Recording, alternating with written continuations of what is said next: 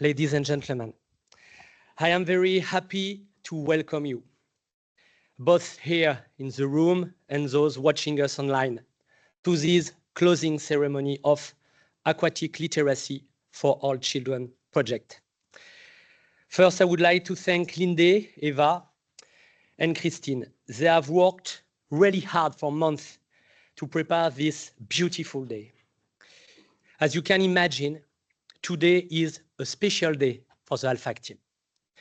A special day because we are proud to share with you the result of more than 3 years of work, full of energy and passion, done all across Europe, from Norway to Portugal, from Belgium, Germany, France, to Poland and Lithuania.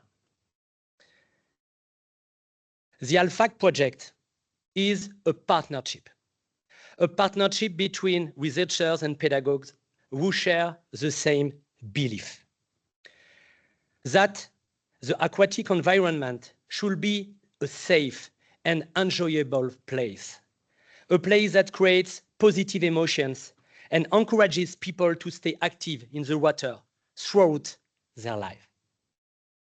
The project started from a strong desire to improve the quality of teaching of Can Swim for all children everywhere by sharing good practices across Europe and even beyond. Naturally, the ALFAC project focused on children because children are the most at risk in aquatic environment, even when the water doesn't seem dangerous. But more importantly, childhood is the best time to make a real difference. It's when we can build the foundations for a positive relationships with the water and with physical activity. Unfortunately, every summer reminds us just how urgent this issue is. Once again, this year, during the hot summer, there have been many drowning accidents across Europe involving children, teenagers, and adults. But we truly believe that a safe and fulfilling aquatic life is possible for everyone.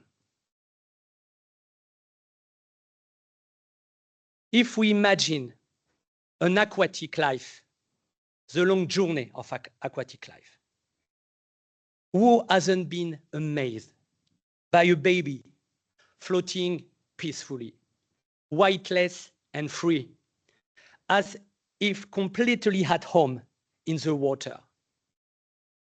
During this journey and a few years later, as a parent, who doesn't remember the great day, the D-Day, this unforgettable moment when your child swims across the pool in deep water for the first time without head flotation? Allow me to introduce to you Alex, who was afraid of water before the summer of his fourth year. The day of his birthday, he was really, really proud of himself. As you can see, he's smiling on his face. And now, imagine years and years and years later. Let me introduce to you, and you have to trust me, Raymond. Raymond is 100 years old. And she is still in the water. It's one of the few physical activities she is still able to enjoy and to do. This big picture of aquatic life journey brings us to an important question. What's the best strategy to train as many Raymonds as possible? This was the starting point of the ALFAC project. What is or what are the best strategy to protect children from drowning and, in the same time, to engage them in aquatic physical activity in a sustainable way? The ALFAC team is here today to share with you the results of this scientific, pedagogic, and human adventure. So now, I invite you to discover the ALFAC story. It begins by one question. What does can swim really mean? This is an important question, not so easy. If we want to improve how can swim is taught and how our education system works. But it may surprise you that we are still asking this question in 2025. After all, swimming is one of the oldest human activities. You can see here the swimmer's cave in the Egyptian desert when it was green, with paintings dating back to the Neolithic era. In the ancient city of Mohenjo-Daro in Pakistan, where one of the world's first swimming pools was built, we see evidence of our long connection to water everywhere in our blue planet. Think also of the famous Davos tomb in ancient Greece, the birth of our European civilization, and many other archaeological finds that show how close humans have always been to the aquatic world. Another question comes up. What more can we add? Knowing that the first book on Learn to Swim go back over 500 years. In 1538, the German Nikolaus Windman wrote the first swimming manual. In the same period, the Englishman Everard Digby added new ideas, including biomechanical aspects. And 100 years later, Thévenot, the Frenchman, published The Art of Swimming Demonstrated by Figures, analyzing the technique and the position which have been to be mastered. And if you look at this book, you will see there is a lot of common points with today. Even Benjamin Franklin, in the 18th century, supported a vision like the ALFAC project, swimming education that is safe, healthy, and fun. Today, and 500 years later, there are hundreds of books on how to teach can swim. Every federation has its own methods for helping learners progress. Methods they believe truly they are the best of the best. It feels like everything has already been said, already been written, already been decided about how to teach can swim. So why? Why start a major European project such as ALFAC? The first answer is that, surprisingly, research on can swim is quite recent. While scientific publications in the field of swimming have increased linearly since the 70s, research focusing on can swim only appeared after the 2000s and accounts for only 3% of the publication. Yet, some amazing work had already started in the 20th century with, for example, we cannot forget that the researchers Myrtle McGrove studied how children develop movement in the water with the famous follow-up study between the two twins, Jimmy and Johnny. And she was the first to propose a model of development of motor ability and technique. We cannot forget Herboff with the first study of the effect of swimming lesson on the motricity. But we can say that it was only in the early 2000s that academic research began to take shape. We can say that the pioneers of academic research on can swim and teaching appeared with a dynamic and passionate group, included Stefan Langendorfer, Kevin Moran, Robert Stallman, Jennifer Blewich, and Per Ludwig Kenji. I am sorry if I forget one or two. They started the Can You Swim project. and created a journal focused on research in this area. Since then, they have become leading voices at all scientific conferences about CAN-SWIM teaching. Their work gave us an important legacy, a theoretical model called the Water Competence Model, published in 2017 by Robert Stallman and his friends. This model explains the skills needed to teach swimming in a way that helps prevent drowning. It includes 7 fundamental protective motor skills that have to be mobilized under various conditions with the risks to be identified, thanks to a combination of knowledge about the environment and one's own abilities. This framework is now recognized worldwide as a guide for creating drowning prevention programs. Of course, it also became the starting point for our scientific work in the ALFAC project. However, we also need to be guided by a model that focuses on understanding why people engage in physical activity in a long-term view. We choose the actual most powerful model, the physical literacy model. Physical literacy means that a person should be equipped by physical motor skills, psychological skills such as confidence and motivation, and social skills to enable them to participate in team activity or in front of others.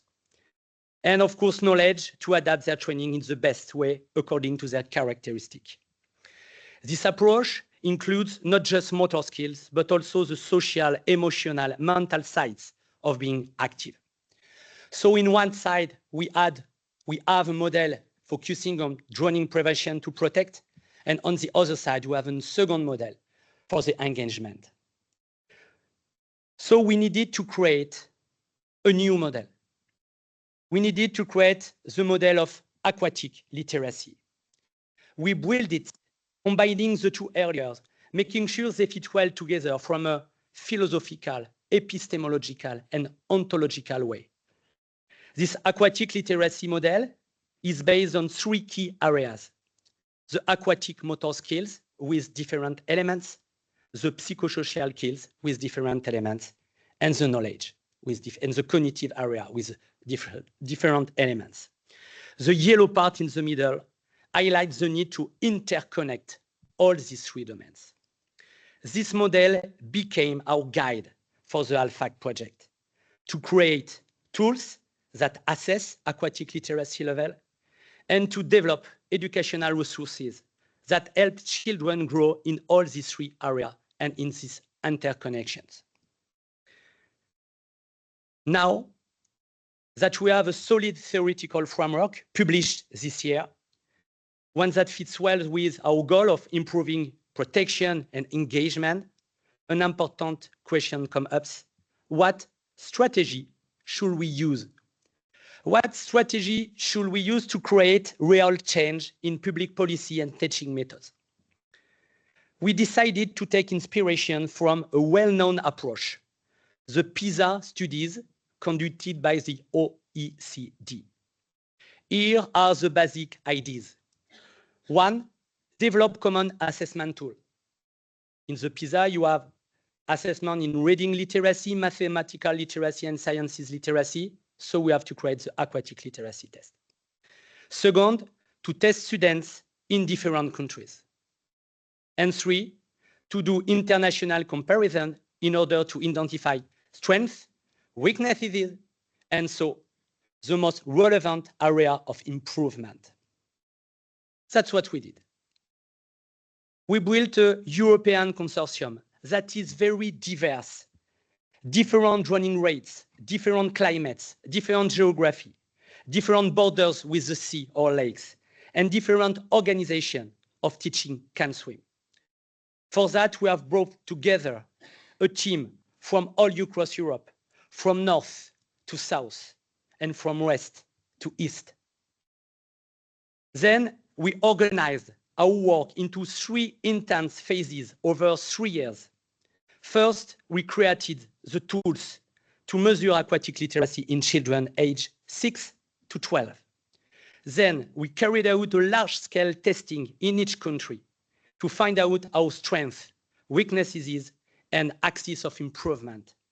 And finally, with the help of the pedagogues from each country, we create a pedagogical toolkit to improve every part of aquatic literacy. Let me introduce the ALFAC team, included researchers, trainers, educators, pedagogues. There are Lea, Bjorn, Emily, Ingeborg, Marek, Daria, Anna, Denis, Mindogas, Urte, Nuno, Aldo, Katarina, Susanna, Mario, Tobias, Ilka, and of course, Linde, Eva, and Christine. People join us during this adventure. I see Boris here, Antoine, Antonin, I see Michel in the room. We are a team, a dream team. And I want to thank them now for everything they have done over the past 3 years, all driven by one goal: to protect better the children and encourage them to be involved in the aquatic element. This afternoon, they will present the battery of tests, the European comparison, each national recommendations. After the break, they will present to you our pedagogical toolkit for sharing teaching practices in the 7 countries. Thank you all for your beautiful attention at the beginning of this afternoon. I wish you a wonderful afternoon, and the floor is now to Linde, who will present our battery of tests. Thank you again for being here. So today I would like to briefly introduce you to the ALFAC test battery. The ALFAC test battery was developed to address the educational challenge of increasing aquatic literacy levels among children aged 6 to 12 years old. It consists of 3 main parts, which is the parental questionnaire, the child questionnaire, and the swimming test, which is part 3. Swimming test includes 2 sections. First, the isolated aquatic skills test, and another parcours task where those skills are combined in a more complex sequence. All procedures are written in the ALFAC assessor guidelines. This ensures uniform test administration and reliable results across settings. So let me start with the parental questionnaire. It gathers essential background information of the child, such as age, sex, health, weight, height and weight, as well as the child's previous aquatic experience, including swimming lessons in and outside school. It also collects data on the family socio-economic status, like parental education levels and household income. And another part is the family involvement in aquatic activities and parents' perception about child's water safety and confidence in deep water. The questionnaire is 3 pages long and is distributed through schools together with an informed consent form. Of course, this must be completed before the child takes part in the study. So then we have the child questionnaire. So the aim of the questionnaire is to capture a child's thoughts, feelings and perceptions about aquatic activities and water safety. In other words, we want to understand the child's motivation, confidence, enjoyment, engagement, and risk perception, as well as the how they think about what they can do in the water. In other words, the perceived aquatic skills part. This combined picture is what makes ALFAC so valuable in advancing water safety and aquatic education. So the ALFAC Child Questionnaire is conducted in schools, usually in a classroom setting. It's a written questionnaire consisted of 65 items, illustrated with many pictures to make it child-friendly. The instructor guides the class step by step so that everyone understands the questions correctly. This is very important because it ensures that the children move at the same pace and understand the questions correct. Depending on the child's age, the questionnaire or filling in the questionnaire takes between 45 and 75 minutes. And for the youngest one, of course, we can give them a short break or two to gain their attention. The questionnaire can be given in two formats. One is a booklet form of 33 pages, which includes all info, so questionnaires, questions, pictures, and other. Or you can give the scoring grid form of 4 pages, which is then combined with a large screen projection of the questions and pictures.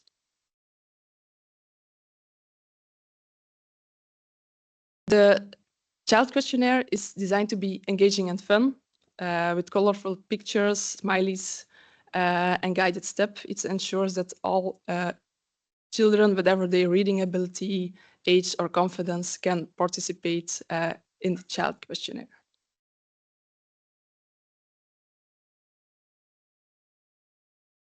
So let me guide you through each part of the ALFAC Child Questionnaire. So the first part is the motivation. We all know motivation is one of the strongest predictor of whether someone will stay active in a sport and physical activity. In this section, we have 6 items based on a well-known motivational theory. They capture both intrinsic motivation, like swimming or playing in the pool, and identified regulation, such as valuing swimming as a healthy and fun activity. So the second part, we ask 2 positively phrased questions about children's confidence in the water. Although it's short, this section gives us important insight into whether children feel safe and capable in an aquatic setting.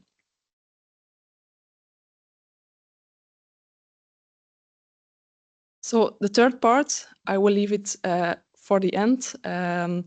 Let's first start with the fourth part, the enjoyment part. There are 8 items in this section. We ask how much children enjoy swimming lessons in and outside schools, as well as free play in swimming pools with friends or family. And this way we also want to include the social dimension. And for children aged 8 years or older, one question can be asked why they like or dislike school swimming.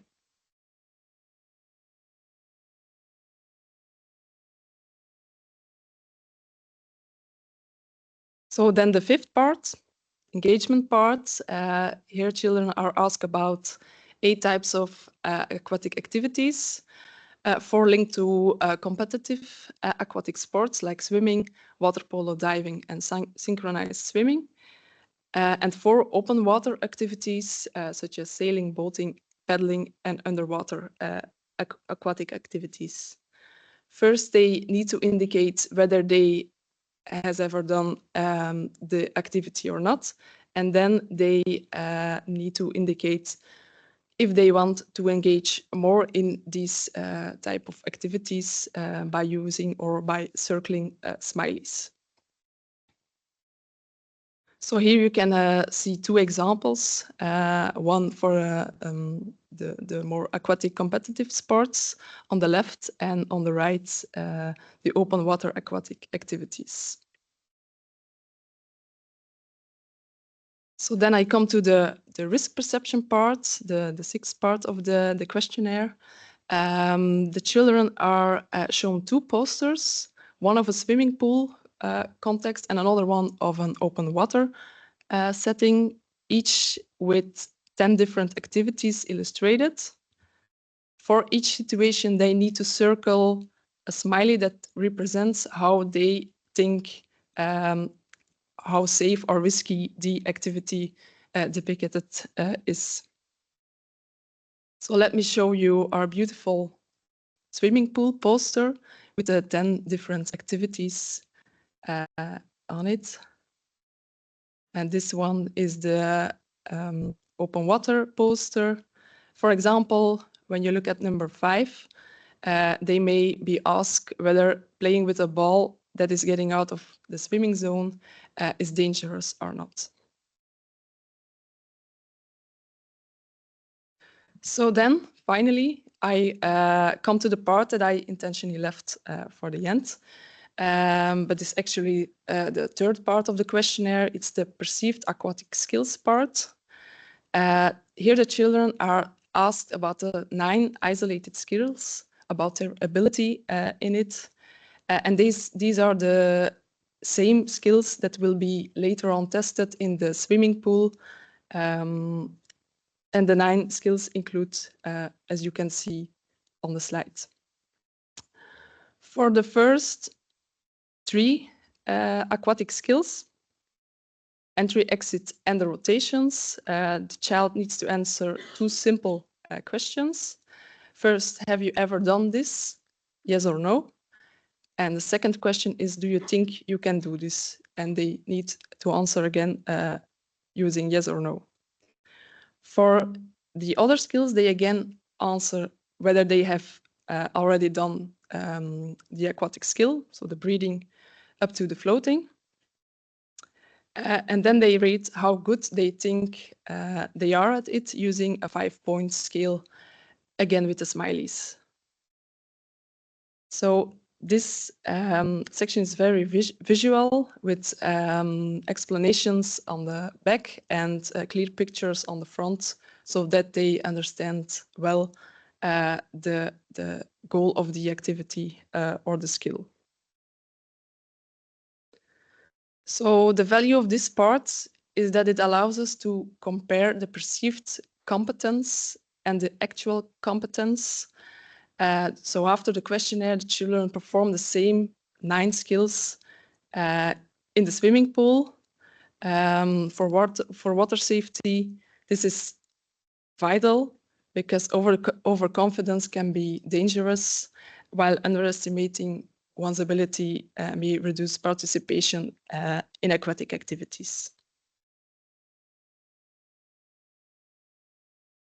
So when the ALFAC child questionnaire is done, let's turn to the isolated aquatic skills test, which is most of 1 week after the child questionnaire.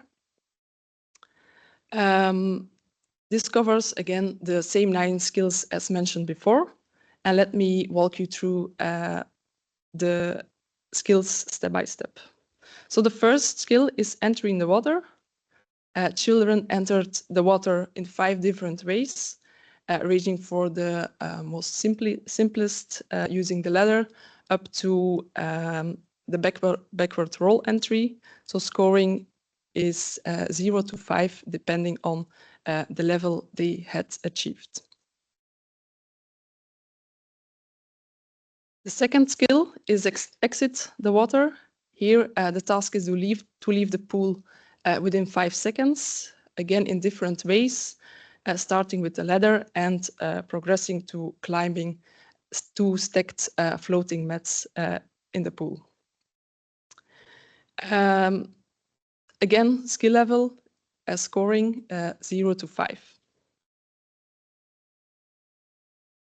Third skill is our rotations. Again, 5 rotations, so 5 different ways to do the rotation, which is vertical, lying, tilting, forward rotation, and backward rotation. Again, number of rotations successfully performed is used as the scoring. So then we have the breathing. Breathing, with the breathing task, children need to blow bubbles 5 times in a row, while inhaling shortly and exhaling for a longer period, while holding on the pool edge or the ladder. Scoring is based on quality criteria, which is mentioned on the slide. Then the treading water task. The task is to stay upright in deep water, keeping the nose above the surface for as long as possible, up to a maximum of 2 minutes, while calling out something every 15 seconds. So scoring is the time in seconds. Then we have the propulsion on the belly. Children swim in a prone position using any stroke they like or swimming technique for a maximum of 2 minutes without holding on to the wall, the floor, or the swimming line. Again, time is measured in seconds, and here we measure again distance in meter. Then propulsion on the back. It's the same task as propulsion on the belly, but of course on the back. Again, up for 2 minutes using any technique they like.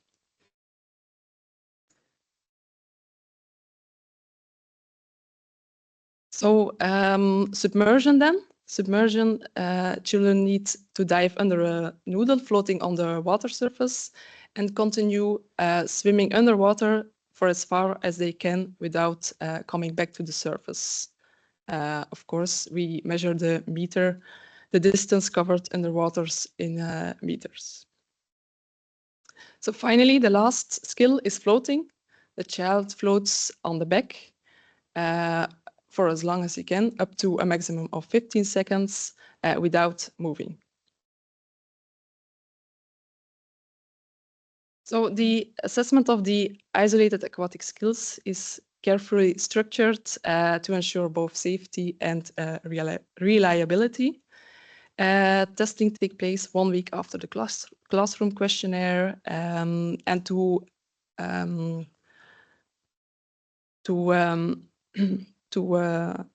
support instruction, assessors can use laminated cards.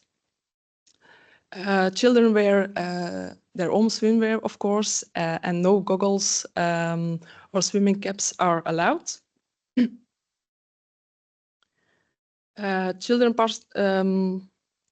All skills, important to mention, are conducted in deep water, which means that the child cannot touch the floor when they are in the swimming pool, when they hold their hands upright.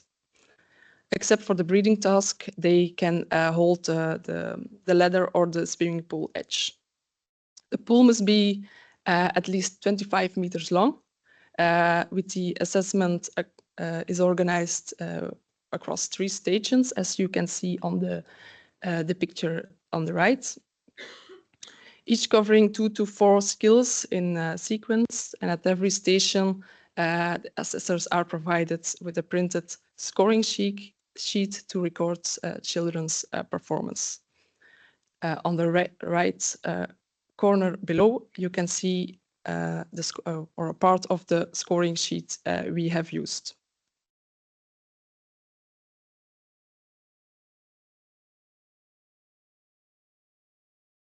So after the first swimming pool session, which was the isolated aquatic skills test, we move on to the parcours assessment, and the purpose of the parcours is to evaluate children's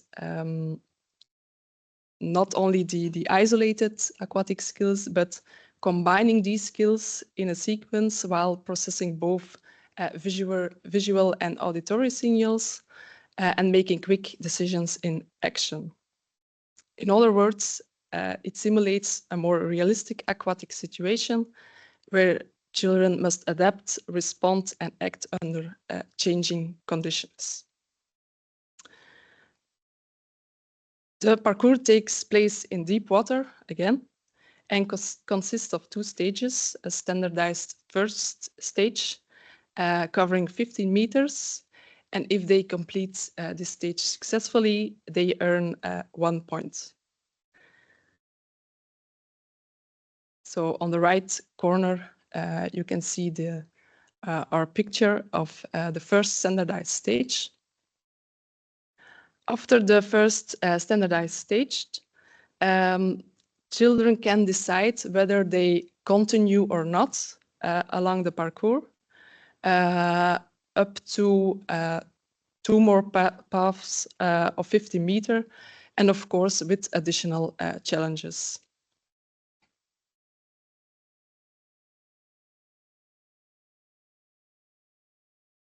So from an organizational perspective, only children who have achieved a minimum criteria on the isolated aquatic skills test can participate in the parcours in the second swimming pool session. During the test, children wear, of course, their own swimwear with an oversized t-shirt to make it more realistic and challenging. 2 assessors work together, one for oral guidance, and the other one records their performance and time. In terms of scoring, each task is marked as either validated or failed. Reaching the first fixed mat and completing all the required tasks successfully awards 1 point, and children may then try to earn 3 points, of course, depending on their choices. However, it is really important to note that if they fail at any single task along the parcours, their score is 0. And this adds a meaningful element of risk and decision-making to the assessment. On the right corner below, you can see or a part of the ALFAC parcours scoring sheet. Let me check the time, if I have the time to 3. Okay, then maybe I can show this video. So I will show you the standardized parcours. So with the first task, I hope it is working.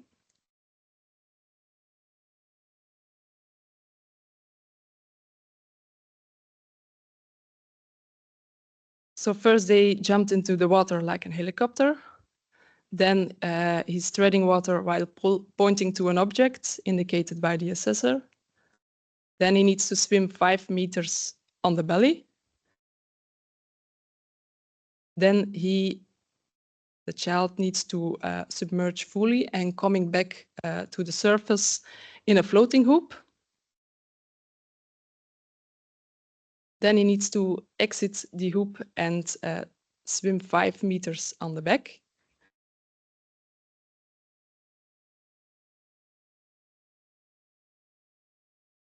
Then he needs to dive under the swimming lane rope without touching the rope. Good. And last but not least, he needs to, when he comes back to the mat, the floating mat, he needs to make a choice whether he wants to continue along the parcours or not to earn more points.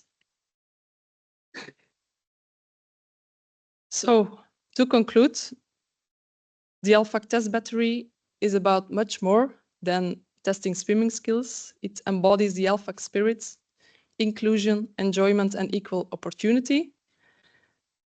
Every child deserves a chance to feel safe, confident, and happy in the water, and to take that positive experience with them into the future.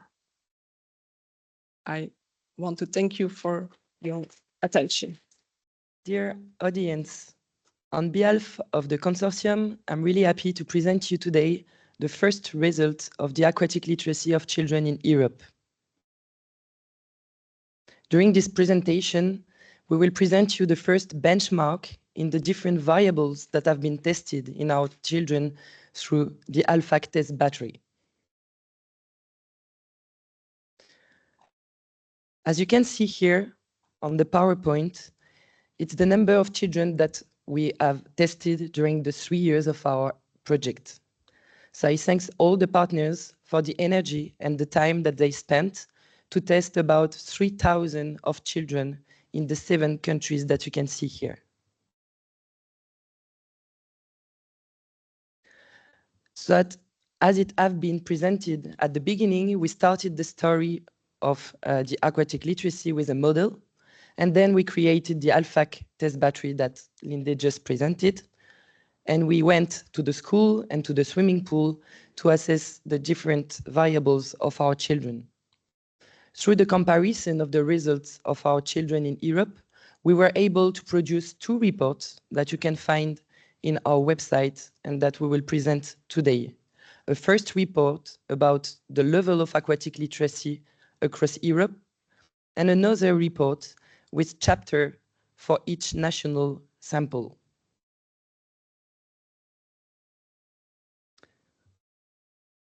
So for now, we will go in the different part of the test to showing you the benchmark for each age group.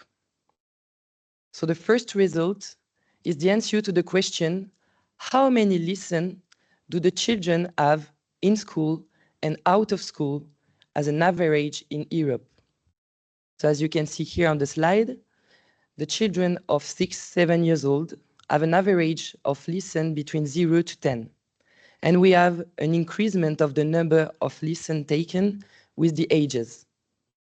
We can also see that the children have few amounts of swimming lessons out of school.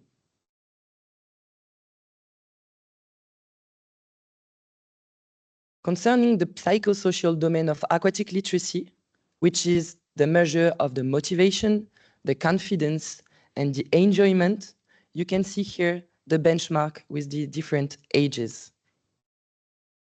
As you can see in the first line, concerning the motivation, the average of level of intrinsic motivation in Europe is really high, and it's high for the 3 age groups.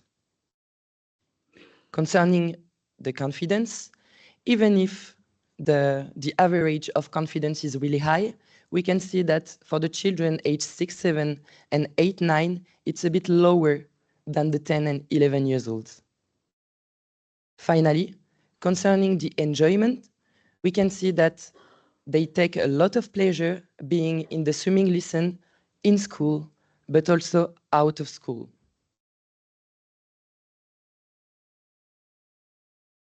Concerning the psychosocial domain, we also measure the perceived competencies of children.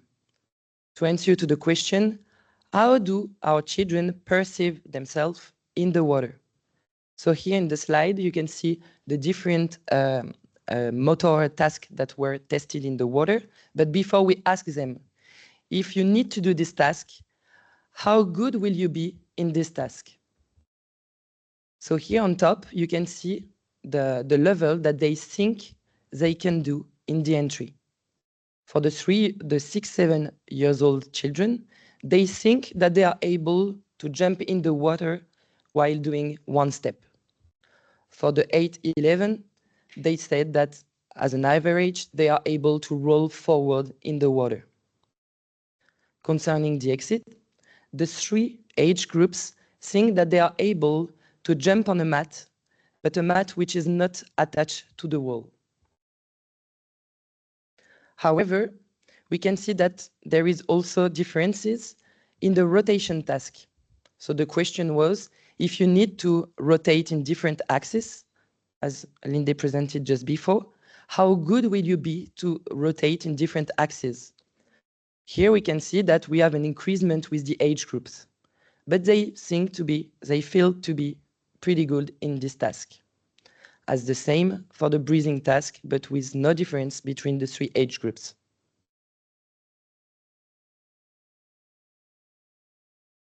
Now we will jump on the other task, which is the propulsion task, the submersion, the treading water, and the floating task. Again, you can see that there is an evolution with the ages. They think that they are pretty good in all the tasks. And afterwards, we will see if they are performing the same as they perceive. Concerning the cognitive domain, we ask to the children, do you want to practice or to practice more a variety of aquatic activities? Here you can see on the slide, the 4 first activities are the activities linked to the world aquatics, so swimming races, water polo, artistic swimming and diving. And after we ask them for open water activities. So we can see that they really want to practice or to practice more this activity, which is linked with a high level of motivation that have been measured in the questionnaire. We also raise in the European comparison that for these variables, and only for these variables in Europe, there is some sex differences. There is some activities that girls want to play more than boys, and boys want to play more than girls, and it will be raised afterwards with the colleagues that will present the national analysis.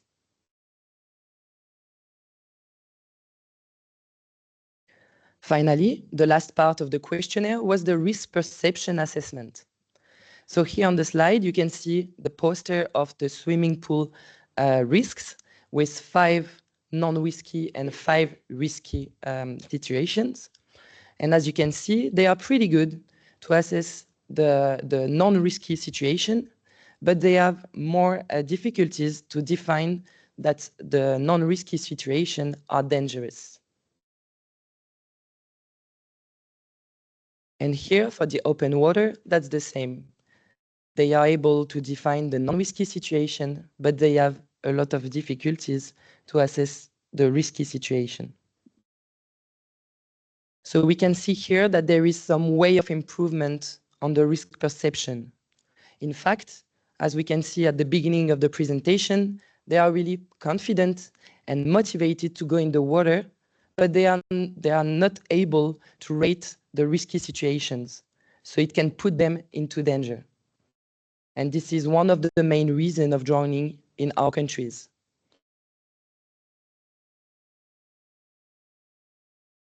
Now I will present you one of the most important work from our study, which is what is the level of children in the different tasks in the swimming pool. To the best of our knowledge, this is the first study that tried to draw some benchmark for the 6-7 years old, the 8-9 years old, and the 10-11 years old. So I let you think about the different tasks that have been presented and to imagine in your country what is for you the level of the 6-year-old children in belly propulsion, in treading water. Maybe the result will change your mind about what you think they are able to do.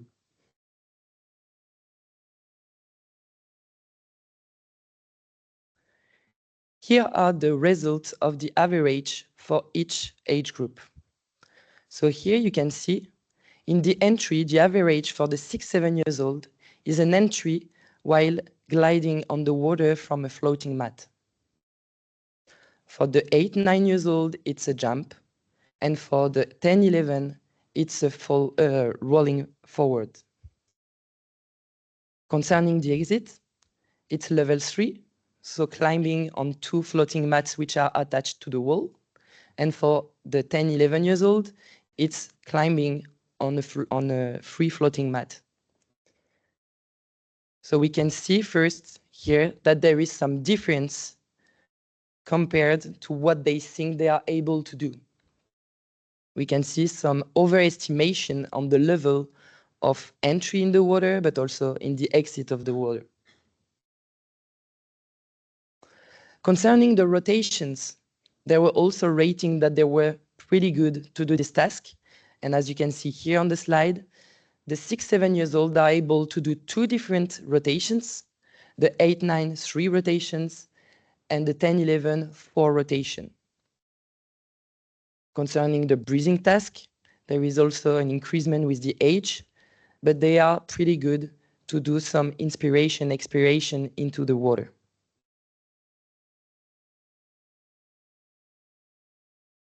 Here are the benchmarks in terms of distance and time according to the age group.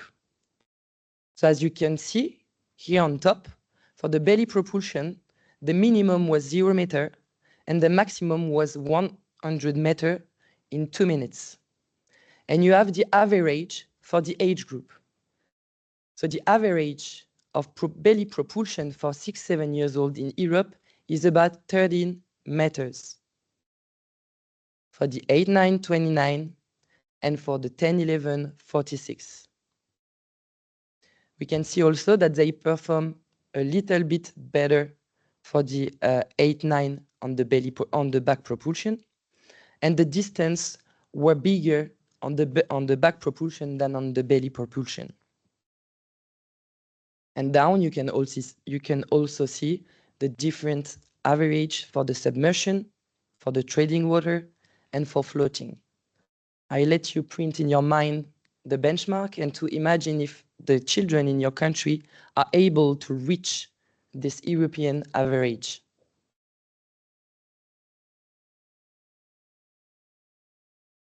After this presentation of the European means, I will explain you how we analyzed in each country.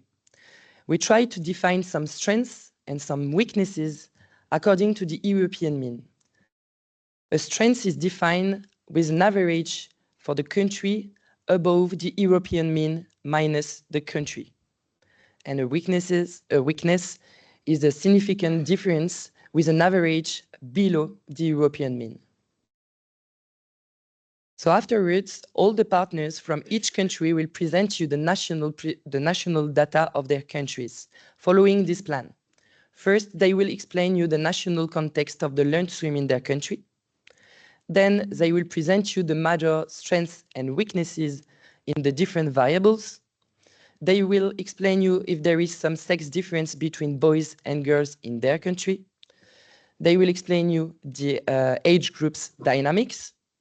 And they will provide you for the first time some recommendation based on our assessment.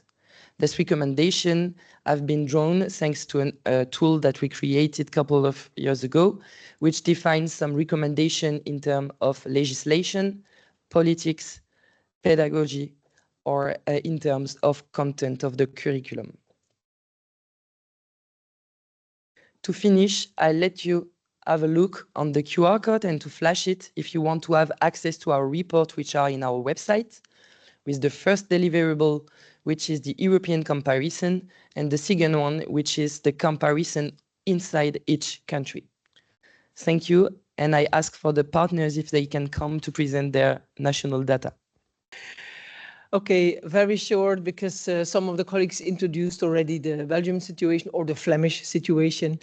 There was a cooperation some years ago, 12 years ago, with a lot of partners, as you can see, education, sport ministry, the swimming federation, the life saving federation, and a local policy network, together with the teacher association of PE teachers, and they created some new certificates, badges. The problem in our country is that we have now a system where there are new final attainment levels in the system of the badges, but in school they are still very free.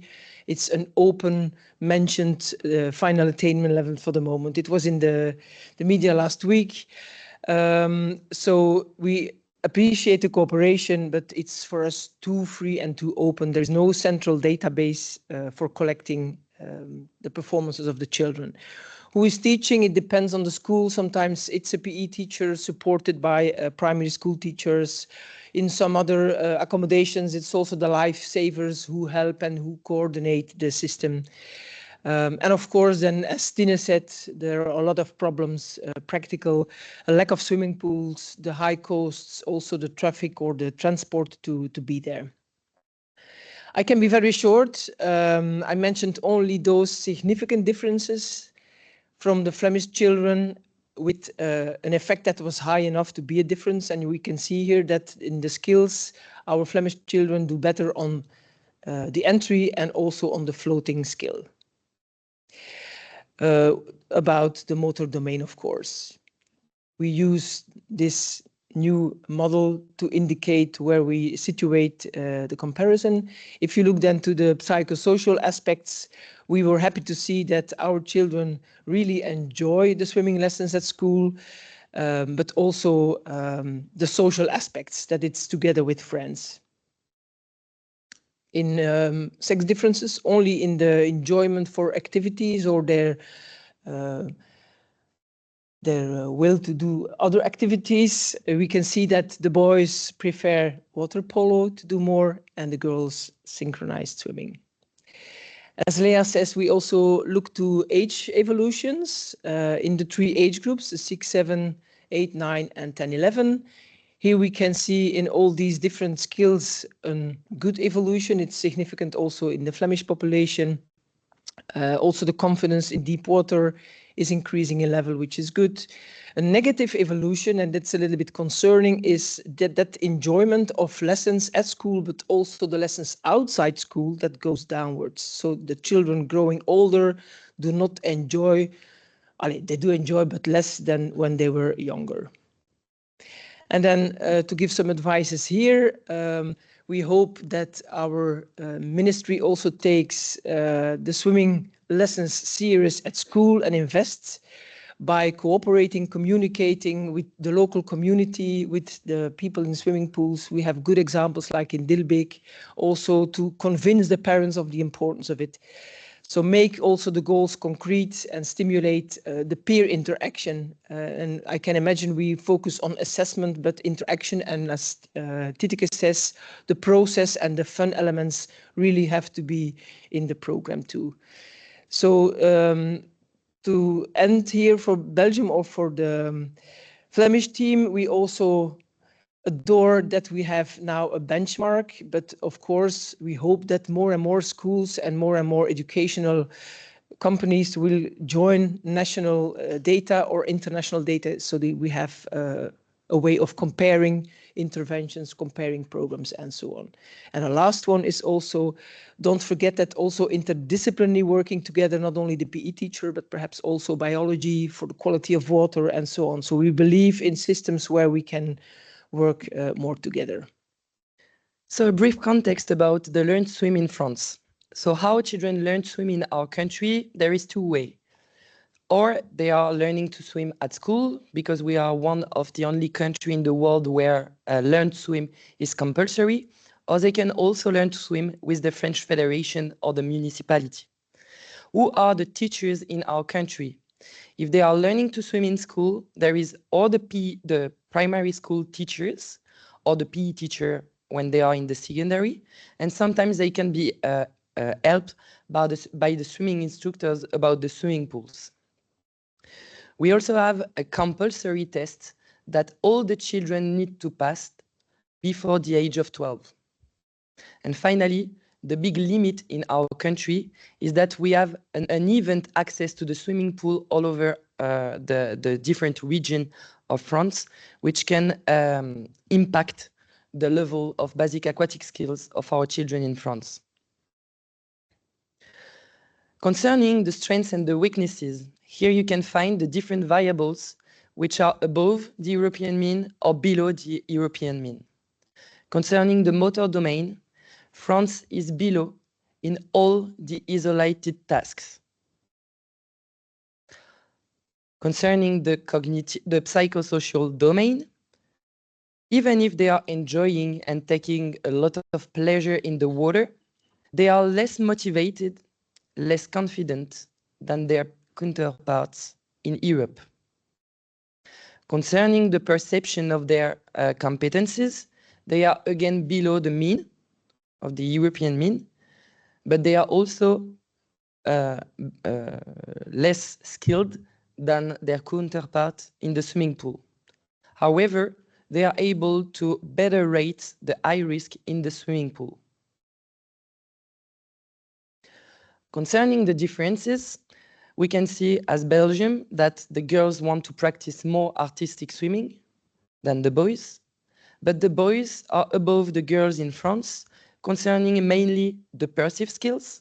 They perceive themselves better than the girls in France, and they want to practice more diversity of aquatic activities.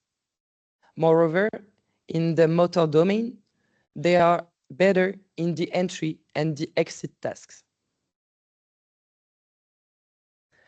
Concerning the evolution, there is an increasement with the age on the perception of the skills, on the way to rate the different risk in the posters, but also in the motor tasks.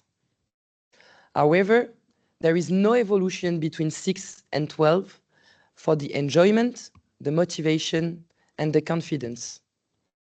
And there is a negative evolution for the enjoyment in school. So they take less pleasure when they are 11 than when they are 6 years old. Concerning the different recommendations that we can draw, first, we have a ceiling effect of a test. Right, speaking with the parents of the children, having the test sometimes means for them that they are safe and they don't need to practice and to learn again. So maybe there is some things to think about the communication behind our compulsory test. Concerning the equipment, because we have an event access of the swimming pool, maybe thinking about increasing the number of pools, but small pool, not Olympic pool, can have an impact to make more children having access to the learned swim. Also, we presented at the beginning that in our country, mainly in the primary school, it's the primary teacher who teach, but with a few amount of hours of training on how to teach learned swim. So maybe we can help the teachers to teach to the children the basic aquatic skills that are lacking. Also, as we can see, they perceive themselves lower than their counterparts. So maybe including a perception of their skills inside of our test could improve the level of engagement, safe engagement in the water. Moreover, comparing the age groups, we saw that for the 6-7 years old, the children are scoring lower than their counterpart. So maybe not giving a lot of listen at the end of primary school, but giving a lot of listen between 4 and 7 will equip our children, French children, with the basic aquatic skills needed to be safe around these ages. And finally, concerning the content, we should try to teach to the children how to rate a risk, because they are good to rate like the high risk in the posters, but they have problems to say that a situation is not risky. So, hello again. I have the honor to represent the German data. We have two colleagues from the University of Flensburg and the University of Kassel who helped us with the data collection. So, my notes are here. Some stuff you should know about Germany. In Germany, swimming education is mainly organized through the schools. It is compulsory in most federal states and usually starting in grade 3 at the age of 8. But because education is a Länder responsibility, there are strong regional differences and access is unequal. In cities, we face a shortage of pools, while in rural areas, children often have to travel far to reach one. So alongside the schools, federations and private providers play an important role. And there's the well-known badges like the bronze badge or Freischwimmer is one of the most recognized standards. However, federations tend to emphasize competition or life-saving traditions, while private schools often follow parental expectations and focus on the badge acquisition. Politically and structurally, we see no binding national standard, only frameworks and guidelines. Pool management is a critical issue, and studies show that children's swimming ability is actually declining despite the cultural tradition of swimming in Germany. Finally, the professional training of staff is very fragmented. A life-saving certificate is obligatory, but there is no unified national license or standards. So the training pathways for the educators differ, and therefore teaching strategies vary broadly, which limits the content or consistent transfer of guidelines into everyday practice. So we have I will show you some strength with minor effects here. It's, for example, the low risk assessment in the pool. There's one of the weaknesses here is the low risk assessment in open water. And with a bit bigger effect size, we have a very much problem with high risk in open water. So this is something which is actually standing out compared to the European mean. German children don't really know if they can or how they underestimate their perceived breathing and perceived floating. So they don't really know what they are actually able to do. Within the skills, most of the skills are a little bit higher than the European mean. We are bad at breathing here also. What else stands out? German children are not really into swimming races, but they like diving and they want to do more scuba diving and more surfing. German children do like enjoyment of lessons out of school with friends and also playing freely in the pool. So to see the differences between boys and girls, the boys, they can do better climb up the pool. So the exit is a bit better, a bit higher. They perceive their propulsion on the belly a bit higher. They perceive their entry in the water higher, and they have trouble to see high risk in open water higher than the girls, which kind of can be expected, but is alarming. And also they like to do more diving, more water polo, and also a bit more of this outdoor activity here as wind surfing.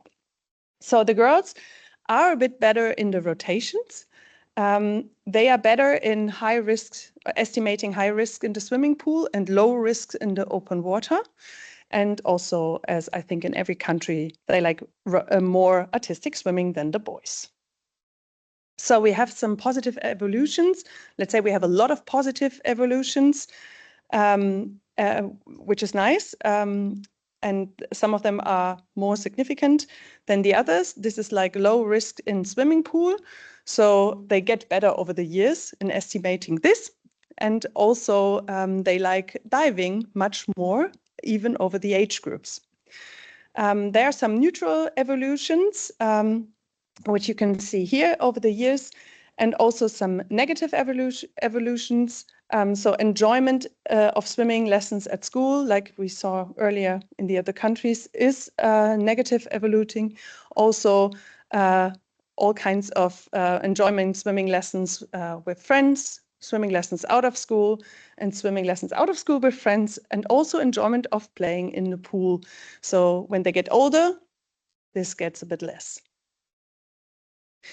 So in terms of recommendations, in our national analysis, we identified several areas where swimming education in Germany can be improved. And first, in the area of curriculum management, it is important to make the basic skills of breathing and floating more explicit in the teaching.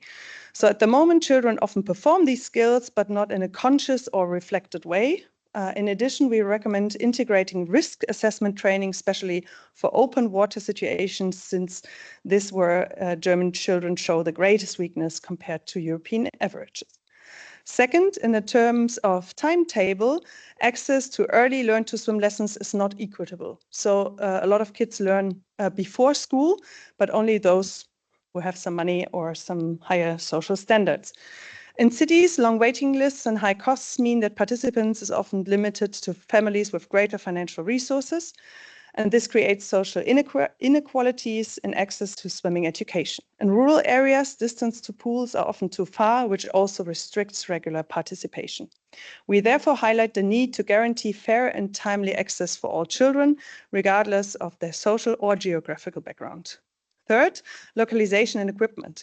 Here we can see pool space is scarce and not always used efficiently. Municipalities need to clear rules and update plans to prioritize swimming lessons for children. At the same time, swimming education should make more use of diverse environments such as open water to build real-life competence.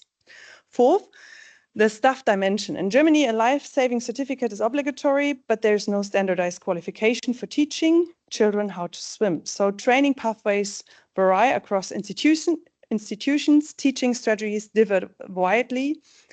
Establishing a common qualification framework would help to transfer existing guidelines into everyday practice. Fifth, assessment. The bronze badge is well known and highly valued socially, but is not compulsory, not standardized, and not yet standardized, and not central documented.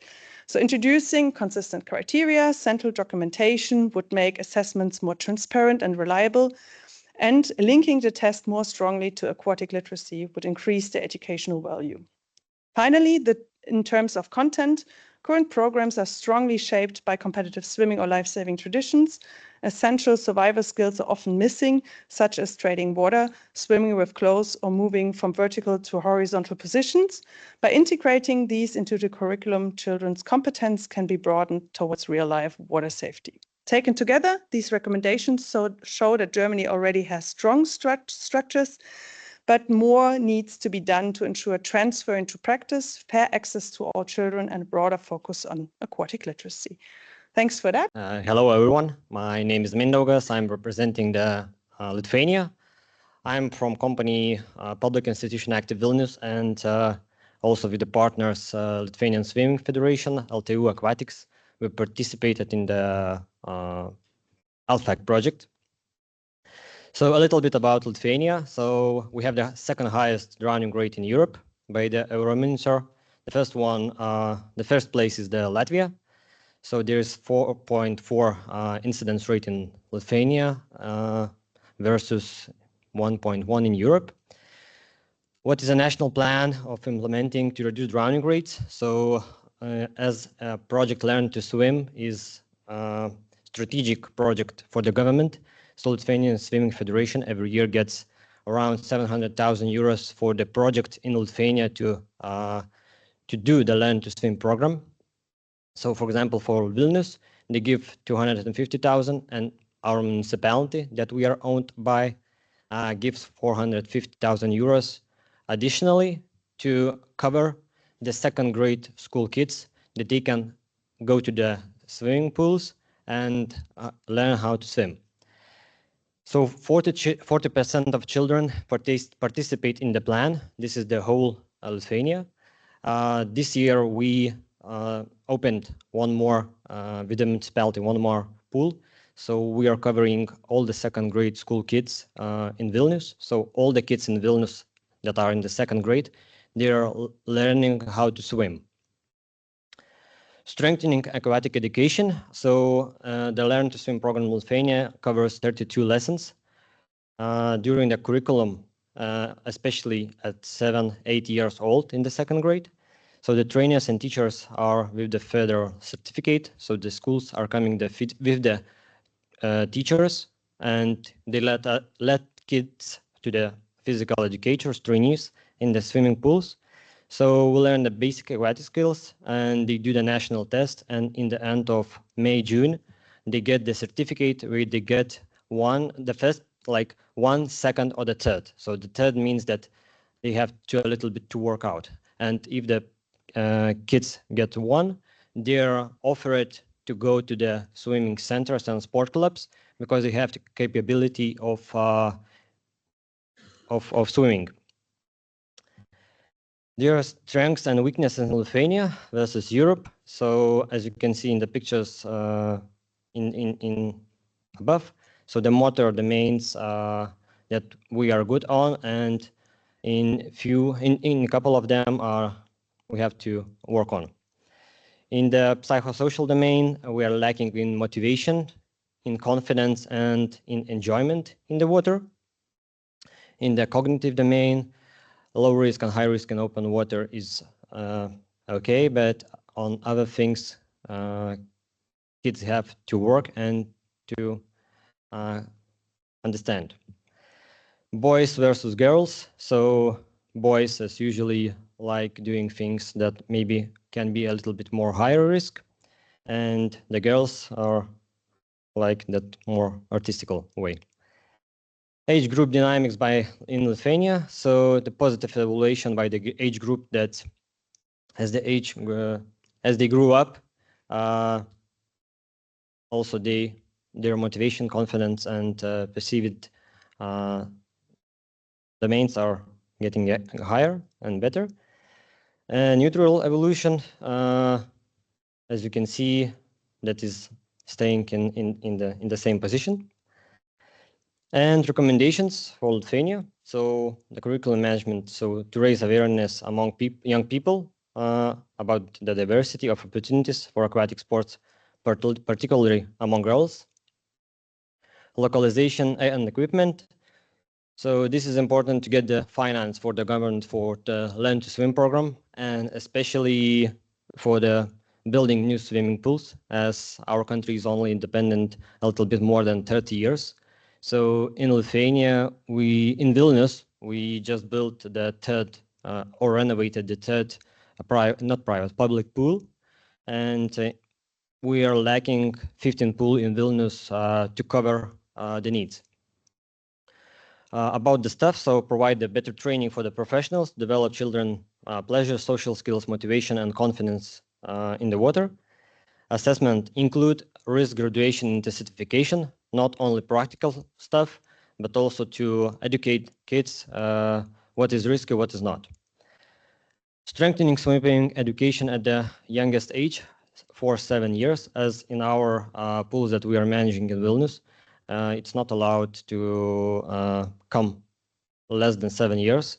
So we need to build more pools that are allowed for the kids to train, because we have only deep water pools now. And the last one, contents, refocus teaching content, especially on belly proportional, entry in the water and exit from the water, that we are lacking by the tests. For Norway, Learn to Swim is also compulsory in school. We have competency goals for grades 2nd, 4th, 7th, and 10th. And as you can see, we also have Learn to Swim programs through the swimming federations, the life-saving associations, and numerous private Learn to Swim programs. So who's teaching in schools? It's quite diverse, and there's also a big, let's say, difference in terms of knowledge within Learn to Swim, swimming skills, and pedagogy. We have a national common Learn to Swim test, which is then the 4th grade swimming test, and is also acknowledged by the other aquatic federations. And again, also in Norway, we have a lack of swimming pools across the country, and also the lack of time to get into the swimming pools. The main strengths and weaknesses of Norway. On the strengthening side, we have enjoyment of swimming lessons out of school and out of school with friends. Norwegian children are very good in identifying low-risk situations in open water, but on the other hand, quite poor in the high-risk situations. Other strengths and weaknesses, not as strong. We are good in rotations and floating. We are good in perceiving some of the actual skills. Again, also low risk in swimming pool. On the weaker side, they are having a lack of confidence in deep water, and also enjoyment of swimming lessons at school, and also at school with friends. There are not so many differences between boys and girls, but the boys are better in exiting the water. They are also better in perceiving their entry in the water, higher confidence in deep water, and would like to do more surfing. Females are actually better in identifying correctly the high-risk situations in swimming pools, and have higher enjoyment of swimming lessons out of schools with friends and playing in the pool with family. And again, desire for artistic swimming. Age group dynamics. The strongest positive evolution, and here we can see the two green arrows indicating that's a positive evolution from 6-7 to 8-9, and again to 10-11. For entering the water, rotations, treading water, back and front propulsion, and submersion.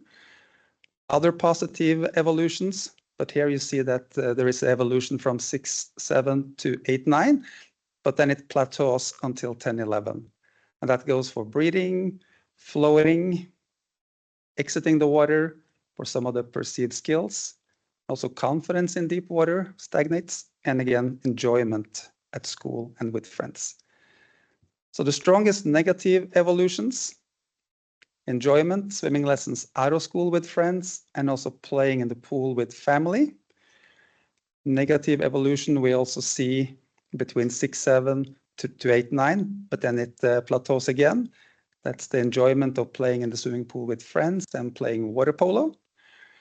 And oppositely here, there is no evolution between 6-7 and 8-9, but negative when they turn 10-11. And that's kind of the opportunity and the willing to do a lot more aquatic activities. And again, also enjoyment of playing in the swimming pool and the lessons out of school. So the Norwegian recommendations in terms of curriculum management is to ensure consistent implementation of Norway's compulsory swimming curriculum across municipalities, but also the aquatic literacy framework. In terms of content, we want to bridge the gap between the comprehensive curriculum we have on paper and the uneven outcomes we see in practice, but also to really have a focus on increasing the enjoyment for during swimming lessons at school. In terms of timetable, we'd like to introduce more structured aquatic familiarization before the age of 6-7, so end of kindergarten, first and second grade. Assessment, to ensure all children are assessed and monitored through this national swimming test we have in grade 4, but more so also to have some kind of systematic reporting so we can identify which elements of the Norwegian Can Swim test are the challenges. In terms of staff, we need to reduce the variability in teacher training because we know that the future teachers are taught very differently around the different universities and through their education. So we can improve the perceived skills, the enjoyment, and again, the hazard recognition. What are dangerous situations in the pool and open water? And lastly, we need to balance the Norway's reliance on the swimming pool because we know we have the big lack of swimming pools with structured and safe teaching in open water. Good afternoon, everyone. I have a pleasure to present data from Poland. So in Poland, there are two institutions responsible for Learn to Swim program. It's the Ministry of Sport and Tourism and Polish Swimming Federation, which in cooperation proposed I Can Swim for children from grades 1 to 3 from the primary school. And currently there is no obligatory swimming test, yet the most common one includes 200 swimming that includes at least 50 meter on the back, jump into the water, and 5 meter under the water. Considering strengths and weaknesses in Poland, so Polish children, they perceived themselves as better in entering the water, exit, rotation, and treading the water. Also in recognizing the risk in the swimming pool, while in fact in the practical tests, they outperform children from other European countries only in the breathing, and they were worst in the treading water, swimming under the water, and floating. Considering psychosocial domain, Polish children enjoy swimming lessons out of school more, while in contrast, there was a lack of, they don't enjoy as much as European, because they enjoy, but not as much, of playing in the swimming pool and swimming lessons at school, even with friends. Comparing boys and girls, we have only two significances. So boys were more motivated considering intrinsics, and girls were would like to have more opportunities to do artistic swimming, what is common for other countries, of course. And about age group dynamics in Poland. So we found positive evaluation in perceived treading water and propulsion on the belly and on the back, and enjoyment of swimming lessons out of school with friends and in the swimming pool with family.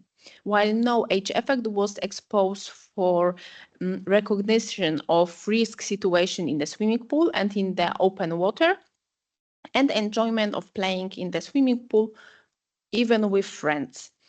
And regardless the age of the children, they would like to have more opportunities to do water polo, artistic swimming, diving, kayaking, surfing, and windsurfing. So all additional activities that should be added to the curriculum of the children.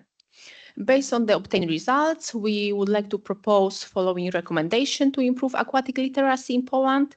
So increasing the motivation and attractiveness of activities, mainly alternative activities presented on the slide before, and those one that have place on the open water. Developing skills and self-confidence to support the development of self-assessment and safety, particularly in younger children, including more elements in Learn to Swim program as safety and risk awareness education, alternative activities, and content that builds self-confidence or reliable self-assessment. The number and frequency of lessons have to also be increased, so shorter lessons but more often, and additional remedial classes should be proposed to improve skills, motivation, and attention. So the reduce skill deficits and strengthen motivation will be solved. Finally, it should improving teachers' competencies in aquatic literacy and including risk awareness in the teaching program, as well as proposing ways to encourage children to participate in the alternative sports and to make it more age-enabled. And introducing an evaluation system for swimming teachers based on that, how they developed their pupil skills and motivate and engage them to the water activities. Hello, everyone. Let's see what is happening in Portugal. Let me just remember that Portugal is a rectangle, okay, and in half of the frontiers, we have water. It's a L-shaped country, and we have water in half. What about learning to swim system in Portugal? We have no compulsory swimming in the schools, and we have no governmental guidelines for swimming teaching. In primary school, we have an optional topic within the physical and motor education about swimming. So the primary schools do it or not, according to their will and conditionings. And this is about the school. And in the more national approach, we have a program, a Learn to Swim program from the Portuguese Swimming Federation that aimed 4 years ago to have a national unification of the teaching, and they could do it, but it's something that is not mandatory. The federation don't go to the clubs and say you are in the Learning to Swim program. The clubs go to the federation and say I want to be in the program. That's because that's why lots of clubs are not in the program and the others are. Some schools, with the support of the municipalities, could give 1 year not 1 year of swimming, but offer some swimming lessons in one of the 4 years of the primary school, usually the 3rd or the 4th year. And the grades after, the 5th and the 6th grades, the schools sometimes also can have protocols with nearby public swimming pools, but they are just a few. So these opportunities are created by the schools, but they are very located in the country. It's not for all. Who teach? We have instructors with at least sport coaches level 1. This is the coaches level are something that was created in Portugal by the government. So all the teachers have to have a sports coach level, and this level is obtained through university by recognition of the education given by the university or by a course run by the Portuguese Swimming Federation. Physical education teachers also can teach swimming, but only in the school and inside of the physical education discipline. Okay, the physical education teacher can teach swimming in the school, but if he comes to the clubs, he cannot without the sport coach level 1, at least. Learning to swim assessment is completely self-determined by institutions or instructors. Each one do its own evaluation as they feel that is better and it works. And so how it works, the learning to swim in Portugal is completely based on the parents' decision, and the parents' decision is dependent of his capacity to support in organization and pay. Sometimes the parents want that the kids learn to swim, but don't have or how to pay or cannot organize their lives to take the children to the school. Okay, strengths and weaknesses in Portugal versus Europe. So it's not surprising the results on the motor skills on the top. You can see on the top because we don't have swimming classes for all, so we are under the Europe. That is clear. We are also under the results of Europe in the perceived entry and exit of the water and perceived rotations, and our children are not very good in evaluate the low risk in swimming pool. But we have positive things also, and our kids have good perceived perception about submerging, floating and breathing, and they will evaluate the low risk in open water. They have good intrinsic motivation. They enjoy to be with friends and with the family in water. And what they ask for is to do more those sports that are that you can see on the table. Boys and girls are very similar in Portugal. Differences are expressed for boys. Boys better perform entry and exit of the water. They evaluate better the low risk in open water, and they want to do more water polo and activities with fins in the water. And girls evaluate better the high risk in open waters, and as all the other countries, they want to do artistic swimming. About age group dynamics, we were very happy that we have no negative evolution in any of the evaluated competencies. We have a positive evolution in the motor domains. Besides, we are under the Europe. When we compare with Europe, we have, according to ages, we have a positive evolution in what means water competence in motor domain. They well perceive his ability to rotate, to tread in the water, to float. They evaluate well the risk in the swimming pool, and also the confidence in deep water and enjoyment. This evolves with age. Neutral evolution for almost all the other evaluation, cognitive and psychosocial domains. And neutral evolution and want to do more those sports and activities represented. That is a very clear result of not having in the first stages. I want to do when I'm young, and I keep wanting to do it because I never do it. So it's an interesting and logic result. About recommendations, I would say that we are an urgent country because we urgently need the governmental action to regulate and ensure the systematic provision of swimming lessons for school-age children. This is absolutely mandatory, and we are trying and trying and trying.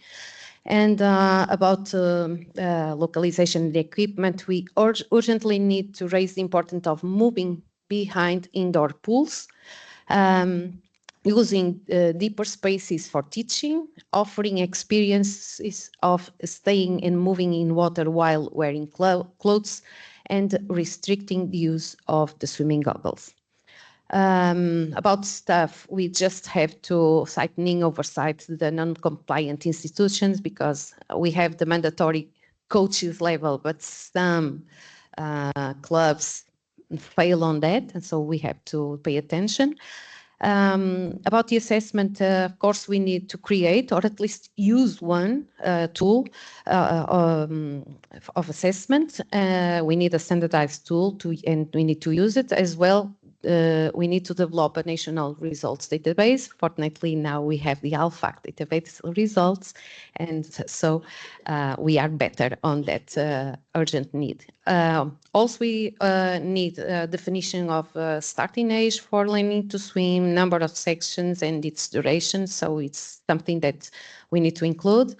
And we have about contents, we need that swimming instructors to adjust their focus and their interventions regarding the different skills that constitute aquatic competence during the teaching process, because we really are on the motor skills a bit under the European level. So, and I was thinking start with exercise because I'm going to talk about exercises, resources, and the toolkit. So it would make sense, but if it's not possible, so I will not do it, the exercise before. Okay, so let's see. I would like to remember what all of us have said until now. The ALFAC project is a partnership between researchers, educators, and institutional stakeholders from Europe, aiming to improve the quality of aquatic education. It addresses the educational challenge of improving aquatic literacy levels of children aged 6 to 12 to better protect them from the dangers of being active in water environments and to motivate them to engage in water-based activities both now and later. Okay, are you with me? You are following the idea? Now focusing please in the blue letters, that is educators and institutional stakeholders. What they need, forget the researchers now, please, okay? Let's focus on teachers, swimming teachers, instructors. What they need programs. They need programs with contents, what to teach. They need pedagogical progressions, knowing how to teach. They need assessment tools. Okay, they need to evaluate what the results, to see the result in the children, the result of the teaching, and also the result of the process. They need to evaluate the process, if it is working or not. Okay, and they also need to know how to do it, because they can understand the idea, they can have the assessment tools, but then they need to go to the classes and they need to operate the classes. They need to know how to work with the children in the water. They need to know what are the exercises to do to get the competencies that they want to reach. Okay, what we have before ALFAC. Do we have programs? Yes. Some countries have programs. We can find proposals of programs for learning to swim, okay?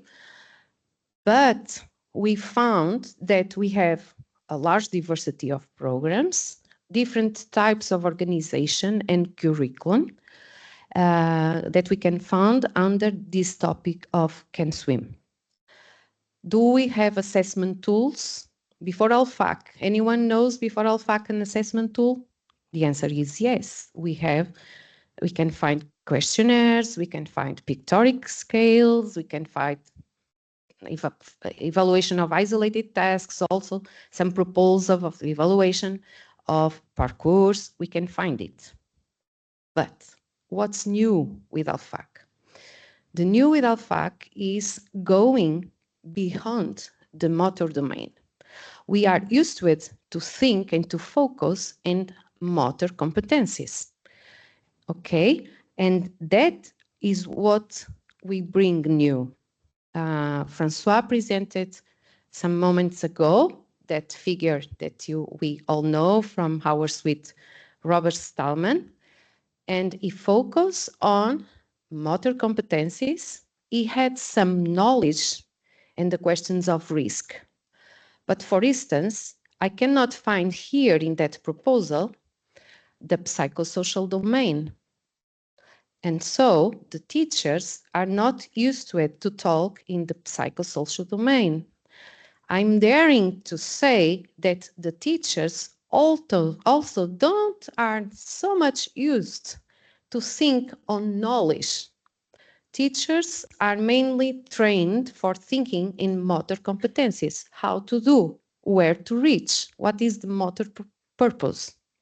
Okay, and of course, ALFAC came to change that. Now, ALFAC will teach the teachers, the instructors, to think wide in the teaching process, in the learning to swim process. For that, we need resources, and the resources could be a problem. In one not a conference. Well, I can call it a conference. In the conference that I gave for a large group of teachers in Portugal, I present the ALFAC. And after the presentation, I ask to the teachers, someone, to give me examples of exercises with no focus in the motor domain. So they can choose focus on knowledge, or they can choose focus on psychosocial domain. Intertwined, I could accept, but nothing related with a big focus on motor. You know the answer? No?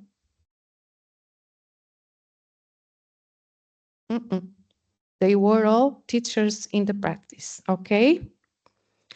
And nothing tells me that could be much more difference in France or in other countries, okay? Not by our conversations. So we have a problem. We are saying with ALFAC that we have a new model. Theoretically, the model works, but it only will work if we can change the way of thinking of the teachers, okay?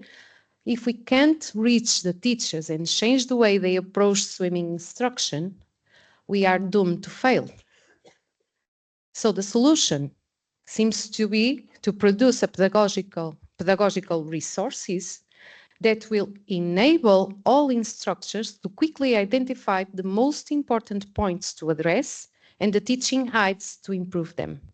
We really need to help our colleagues to change the way of teaching and to use good resources for that. Okay. ALFAC says we have 4 domains and also the intertwined domains. We need to access in the 4 domains. Okay, we need to teach in the 4 domains. So the conclusion is that we need resources, we need exercises. Okay. So what were the objectives of producing this pedagogical toolkit? Was to provide teachers with learning situations to offer their students to develop their aquatic literacy. We need to start with a small recipe for they can start to work. Other objective was, of course, to use the consortium network of partners to share good teaching practices at the European level. So what we have in our countries that we can connect and we can produce, and to design a toolbox that would be accessible and practical. Practical is very important. If it is not practical, the teachers don't go, don't read, don't use. And the practical as possible for European educators, our colleagues involving in teach swimming. Okay, so I would say that the sentence here is, let's meet the swimming teachers. Okay, let's go to our colleagues. A direct link to the theoretical ALFAC model is needed. So we need to show the resources that really introduces the ALFAC model. The toolkit has been organized in the line with theoretical model of aquatic literacy because the intention is or was to develop the aquatic literacy level of the children. So we have to have connection between all the domains and the exercises. So within the toolkit, each educational resource, its exercise, is classified according to the domains that make up an individual level of aquatic literacy. So we have exercises for motor domain, psychosocial domain, cognitive domain, and the intertwined domains. And I would say that the sentence here is, let's open the mind of the swimming teachers to work like that. We have to ensure the accessibility of this pedagogical toolkit to the pedagogues, okay? Sometimes we think that we have the best idea in the world, and then when we have to put it in practice, we find that, oh, it's not such a good thing as we thought. But, of course, that we try to find if we have a good tool.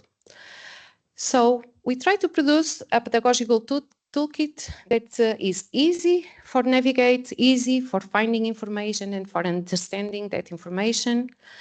A tool that teachers could easily access to produce teaching resources, not only to find some examples of teaching resources, but also to learn to produce the teaching resources with a clear, concise, relevant, engaging, and interactive content.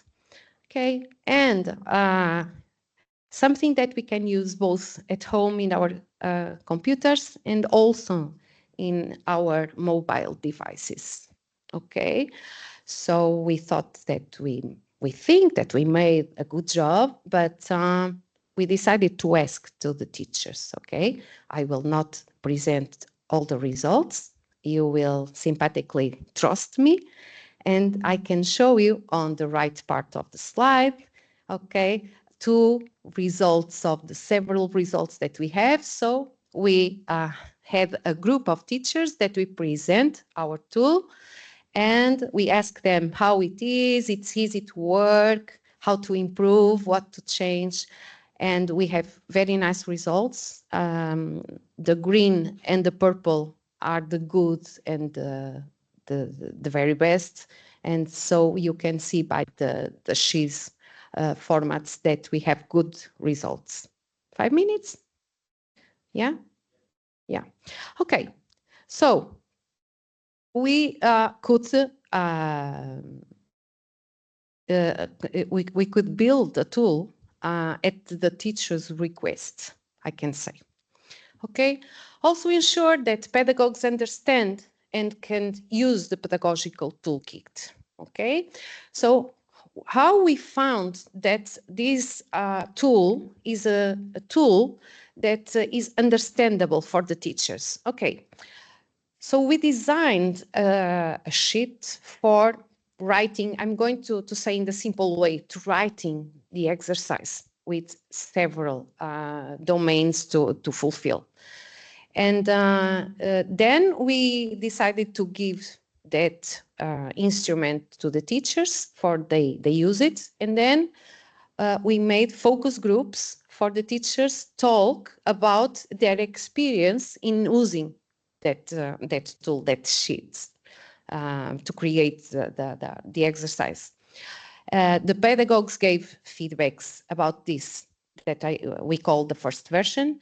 and about the organization of how to produce the pedagogical resource. So we have, just to have an idea, 174 teachers, swimming instructors, primary teachers, PA teachers, swimming coaches, and others that use our pedagogical toolkit and that together with us, talk with us and tell us how to improve.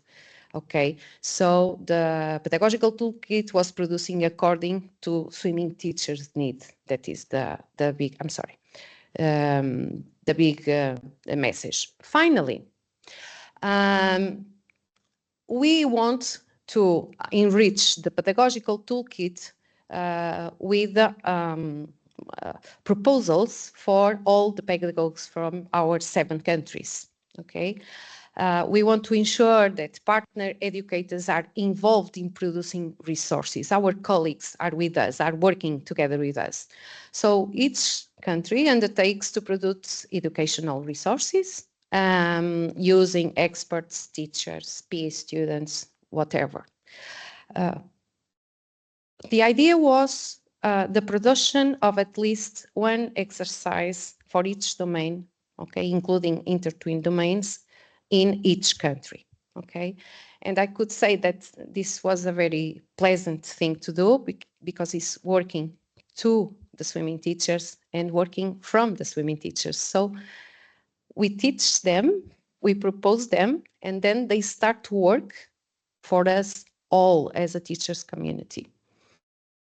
Okay, I will not click the link, but the link is for ALFAC.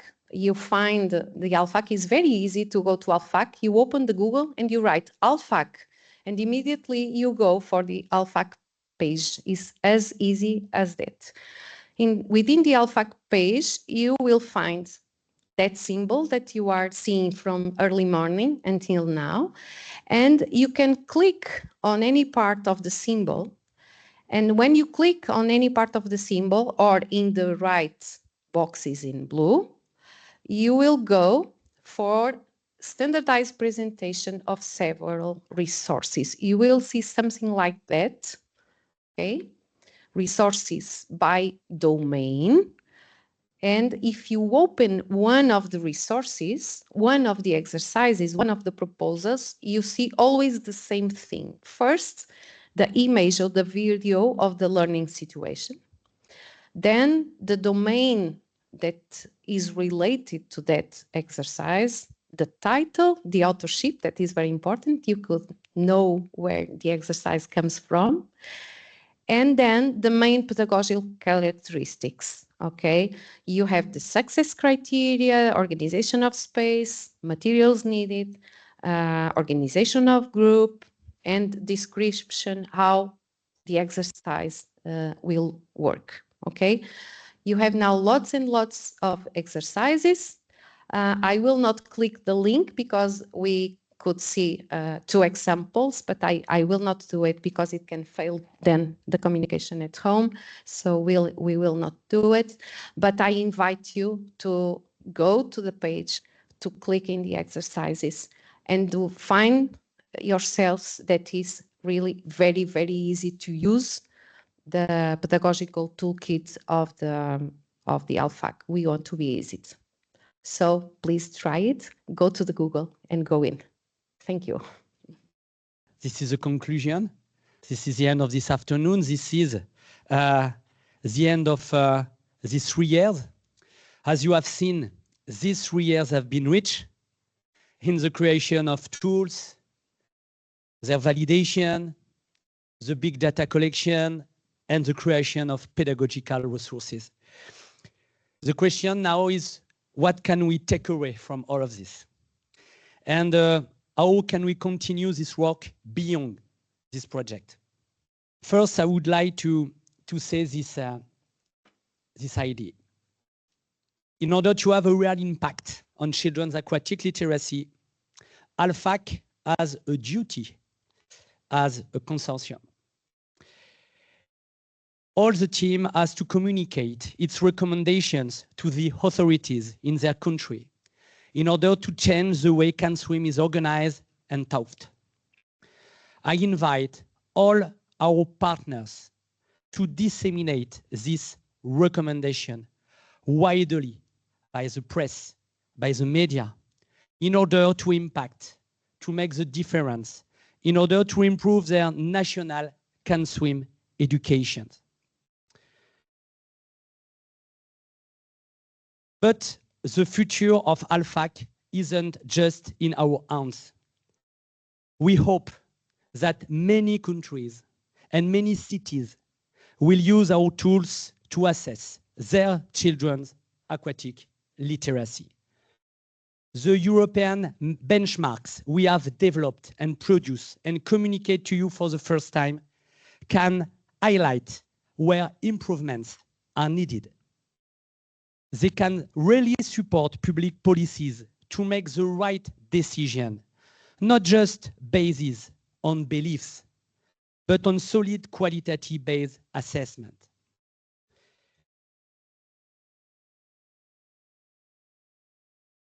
The ALFAC project is a kind of can swim PISA, but maybe it's more than that. Thanks to its aquatic literacy model, it offers a new vision of can swim and of can swim teaching. It's protection, but it's also engaging children in aquatic physical activity. A new challenge is now to train all the pedagogues to develop aquatic literacy level of the children across Europe. The resources we have developed can become training tools for pedagogues. The challenge is to develop professional skills so that each can swim lesson develops all domains of aquatic literacy.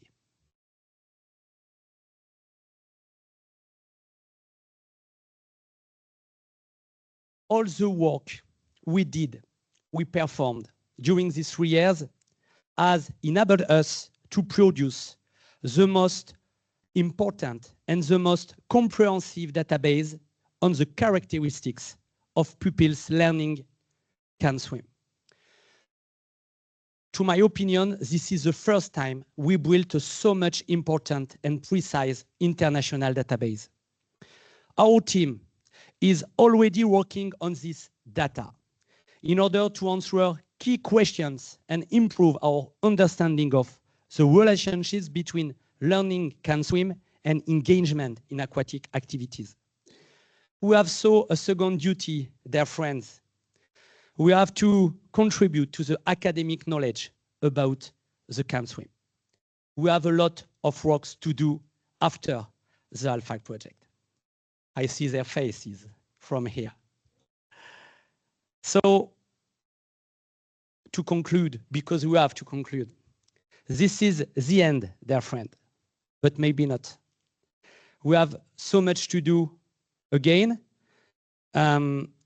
It's an emotional time because this is the 3 years of a beautiful adventure. Let's keep teaching children how to swim. Let's keep improving the can swim teaching thanks to these new tools. Let's keep convincing all policymakers of how important this learning is for both safety, engagement in physical activity, and consequently for the health of the children and the next generation. Let's protect our children and help them to take the plunge. Go on for protect them and engage them. Thanks a lot for your support, for all our partners in each country. You can see here all the students in every country who were involved in the data collection. We have to thank all the schools, all the city, all the students, all the magnificent PE teacher, primary school teacher who welcome us in their school, in their swimming pool, and all the energy the children give to us when we were a little bit tired by this project. I thank you again, all my team. You were incredible. I hope that all we did will be needed, and we will work on that tomorrow morning because, of course, we have a meeting. Thanks a lot. I remember to you that it was Erasmus Plus project.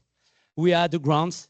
We tried to use the money in order to make our best in order to protect children, to make the difference. And thank you again for all the partners. And maybe see you soon for another project. Bye-bye. Thank you. For people online, I would like to say see you for another time or conferences. And this is the end. Please upload all the ALFAC team because she did a beautiful work. Thank you.